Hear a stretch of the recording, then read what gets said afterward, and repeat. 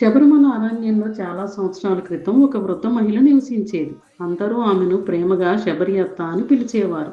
ఆమెకి కుటుంబం లేదు, కానీ ఆమె హృదయం అంతా అయ్యప్ప స్వామిపై భక్తితో నిండిపోయి ఉండేది. ప్రతి ఉదయం కళ్ళు తెరవగానే ఒకే మాట, స్వామి శరణం అయ్యప్ప. ఆమె జీవితం చాలా సాదాసీదా, కానీ ఆమె కోరిక మాత్రం గొప్పది. ఒకరోజు అయ్యప్ప స్వామి నా ఇంటికి వచ్చేలా చేయాలి, స్వామికి నా చేత పూజ చేయాలి. ప్రతిరోజు వడి సిద్ధం చేసేది. రోజు ఉదయం నుంచే అత్త బట్టలు శుభ్రం చేసుకొని ఒక చిన్న పాత్రలో వడ కోసం పిండిని సిద్ధం చేసేది. ఆ పిండిని దేవుడికి ప్రేమతో కలుపుతూ అంతా అయ్యప్పకి అంకితం చేసేది. ఎవరు అడిగినా ఆమె మాట ఒకటే, స్వామి తప్ప మరెవరికి వడి చెయ్యను, అదే నా కోరిక, నా వ్రతం. ఇలా రోజు స్వామి కోసం వడి పూజ కొనసాగుతూనే ఉండేది. ఒకరోజు అరణ్యంలో రాత్రి నిశ్శబ్దం, గాలి కూడా కదలకుండా నిలిచి ఉన్నట్టు శబరి అత్త మనసులో ఏదో అనుభూతి. నెమ్మదిగా మంట దగ్గర కూర్చొని వడిని సిద్ధం చేస్తూ, స్వామి నువ్వు ఎప్పుడు వస్తావు అని పలికింది. ఆ మాటలు ముగిసేలోపు ద్వారం వద్ద పులికాళ్ల శబ్దం. ఆమె హృదయం ఒక్కసారిగా ఆగిపోయింది. జ్యోతి గోడల మీద నీడలు కదిలేయి.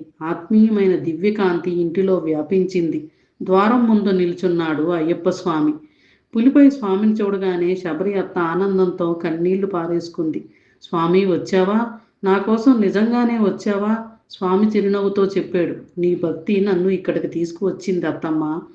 అత్త ఒడిని ఒక పళ్ళెంలో పెట్టి రెండు చేతులతో భక్తితో స్వామికి అందించింది.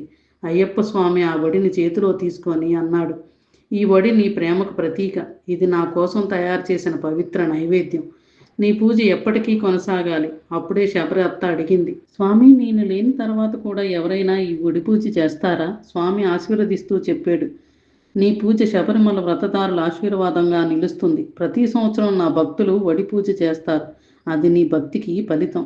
ఆమె కన్నీళ్లతో చేతులు జోడించి నమస్కరించగా దేవుడు ఆమెను దివ్య ప్రావీణ్యంలో లీలగా విలీనం చేసుకున్నాడు. ఆమె జీవితం భూమి మీద ముగిసిన ఆమె భక్తి, వ్రతం, ప్రేమ మాత్రం ఎప్పటికీ శబరిమలలో జ్యోతిగా నిలిచిపోయింది. అందుకే ఈరోజు కూడా వ్రతం ప్రారంభించే భక్తులు వడి పూజ చేస్తారు. అది కేవలం పూజ కాదు, భక్తి, ప్రేమ, నిబద్ధతకు శబరి అత్త ఇచ్చిన చిరకాల కానుక.